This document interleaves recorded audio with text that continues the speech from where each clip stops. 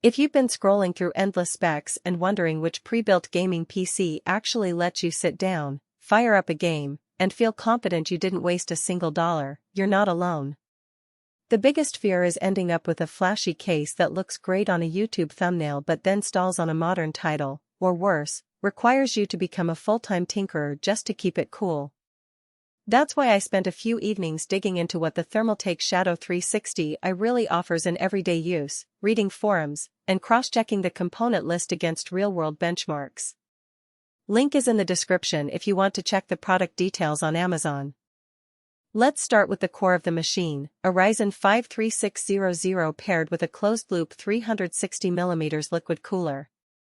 On paper the 6-core, 12-thread CPU is a solid mid-range workhorse, and the fact that Thermaltake pre-installed a 360mm AIO means the chip stays comfortably under load without you having to buy a separate cooler.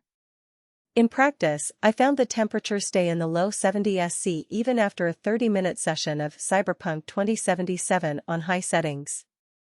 That's a nice peace of mind if you're the type who runs games for a couple of hours each night and doesn't want the fan curve to spin up to a deafening roar.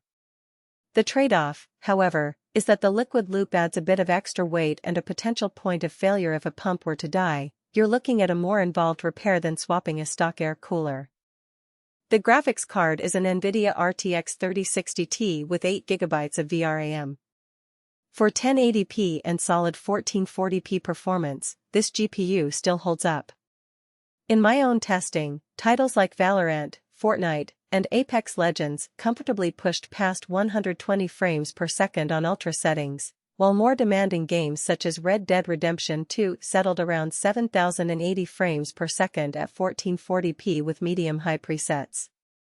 That's enough to hit a 144Hz monitor without stuttering, and the card's DLSS support helps stretch performance when you need it. The downside is that the 3060 Ti isn't a future-proof choice for 4K or ray-tracing-heavy workloads. If you're already eyeing 4K monitors or plan to dive deep into ray-traced titles, you'll feel the limits sooner rather than later. Memory and storage are where the Shadow 360 shows its practical value. 16GB of ToughRAM running at 3000 MHz is a sweet spot for modern gaming. You won't notice bottlenecks in most games, and it leaves room for light streaming or background applications. The 1TB NVMe M.2 SSD is the real unsung hero. Load times are practically instantaneous, think under 10 seconds for a fresh Assassin's Creed Valhalla install, and texture pop-ins disappear in seconds. For anyone who's tired of waiting on a spinning hard drive, this SSD alone justifies a chunk of the price tag. Connectivity feels decent for a pre-built. 2 USB 3.0 ports, a couple of USB 2.0, headphone and mic jacks cover the basics, and built-in Wi-Fi saves you from hunting for an adapter. The only gripe is the lack of USB-C on the front panel. If you have a modern controller or external SSD that prefers USB-C, you'll need to reach around to the rear. Now, let's talk aesthetics and the real-world environment. The Shadow 360 sports a panoramic open-frame design with a 5mm tempered glass side panel. It's undeniably sleek, and the RGB lighting on the case and RAM adds a subtle glow that looks good on stream.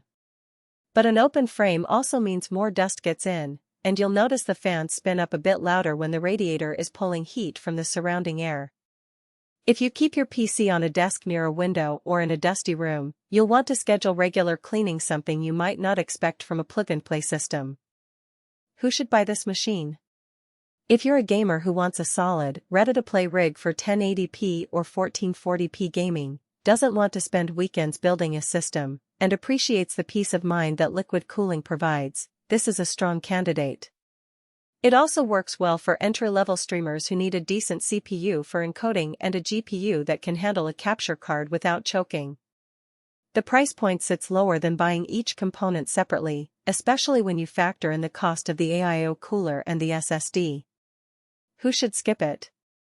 If you're an enthusiast who loves to tinker, upgrade parts frequently, or you're chasing top-tier performance for 4K or heavy content creation workloads,